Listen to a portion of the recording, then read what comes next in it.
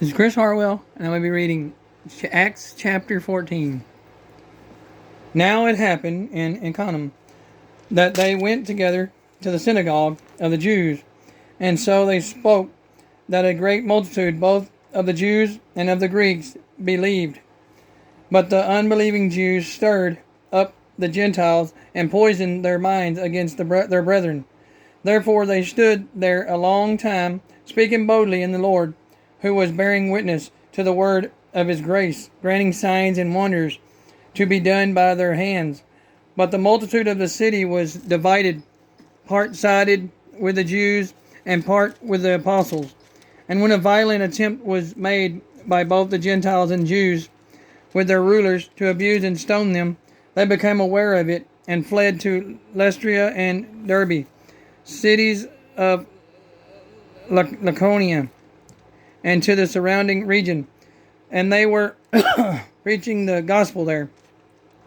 And in Lystra, a certain man without strength in his feet was sitting, a cripple from his mother's womb, who had never walked. This man heard Paul speaking. Paul, observing him intently and seeing that he had faith to be healed, said with a loud voice, "Stand up straight on your feet." And he leaped and walked. Now when the people saw what Paul had done, they raised their voices, saying in the Lycaonian language, "The gods have come down to us in the likeness of men." And Barnabas they called Zeus, and Paul Hermes, because he was the chief speaker. Then the priest of Zeus, whose temple was in front of their city, brought oxen and garlands to the gates, intending to sacrifice with the multitudes.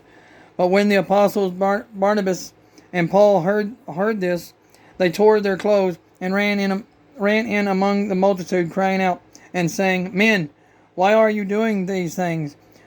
We also are men with the same nature as you, and preach to you that you should turn from these useless things to the living God, who made the heaven, the earth, and the sea, and all things that are in them, who in bygone generations allowed all nations to walk in their own ways. Nevertheless, he did not leave himself without witness, in that he did good, gave us rain from heaven and fruitful seasons, filling our hearts with food and gladness." And with these sayings they could scarcely restrain the multitude from sacrificing to them. Then Jews from Antioch and Iconium came there, and having persuaded the multitude, they stoned Paul and dragged him out of the city, supposing him to be dead. However, when the disciples gathered around him, he rose up and went into the city. And the next day he departed with Barnabas to Derbe. When they had preached the gospel to the city and made many disciples, they returned to Lystra, Iconium, and Antioch, strengthening the souls of the disciples, exhorting them to continue in the faith, and saying, "We must through many tribulations enter the kingdom of God." So when they had appointed elders in every church and prayed with and fasting, they commended them to the Lord, and whom they had believed. And after they had passed through Pisidia, they come to Pamphylia.